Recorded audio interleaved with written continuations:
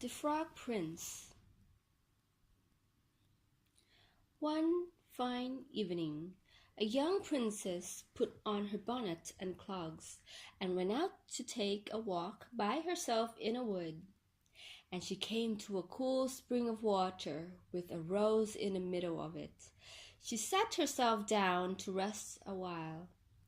Now she had a golden ball in her hand, which was her favorite plaything, and she was always tossing it up in the air and catching it again as it fell.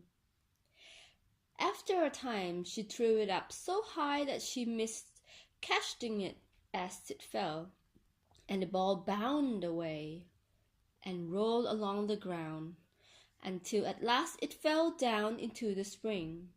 The princess looked into the spring after her ball, but it was very deep, so deep that she could not see the bottom of it. She began to cry and said, "Alas, if I could only get my ball again, I would give all my fine clothes and jewels and everything that I have in the world." While she was speaking, a frog put its head out of the water and said, "Princess, why do you weep so bitterly?" "Alas," said she, "what can you do for me, you nasty frog? My golden ball has fallen into the spring." The frog said, "I do not want your pearls and jewels and fine clothes, but if you will love me and let me live with you and eat from your golden plate and sleep on your bed, I will bring you all your ball again." "What nonsense!" thought the princess. "This silly frog is talking. He can never get out of the spring to visit me, though he may be able to get my ball for me, and therefore I will let him. He shall have what he asks." So she said to the frog, "Well, if you will bring my ball, I will do all you ask." Then the frog put his head down and dived deep under the water, and after a while he came up again with the ball in his mouth and threw it out on the edge of the spring. As soon as the young princess saw her ball, she ran to pick it up, and she was so overjoyed to have it in her hand again that she never thought of the frog, but ran home with it as fast as she could. The frog called after her, "Stay, princess, and take me with you, as you said." But she did not stop to hear a word.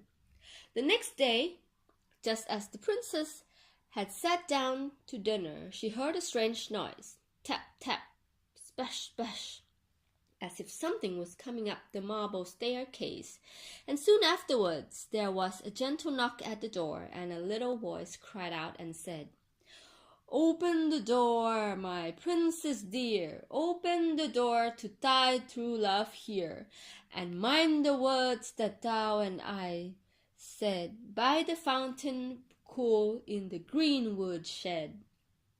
Then the princess ran to the door and opened it, and there was the frog, whom she had quite forgotten. At this sight she was sadly frightened, and shutting the door as fast as she could, and came back to her seat. The king, her father, seeing that something had frightened her, asked her what was the matter. "There is a nasty frog," said she, "at the door that lifted my ball for me out of the spring this morning. I told him that he should live with me here, thinking that he could never get out of the spring. But there he is at the door, and he wants to come in." While she was speaking, the frog knocked again at the door and said, "Open the door, my princess dear, open the door to thy true love here, and mind the words that thou and I said by the fountain cool in the greenwood shed." Then the king said to the young princess, "As you have given your word, you must keep it. So go and let him in." So she did, and the frog hopped into the room, and then straight on, tap, tap, splash, splash, from the bottom of the room to the top, till he came up close to the table where the princess sat.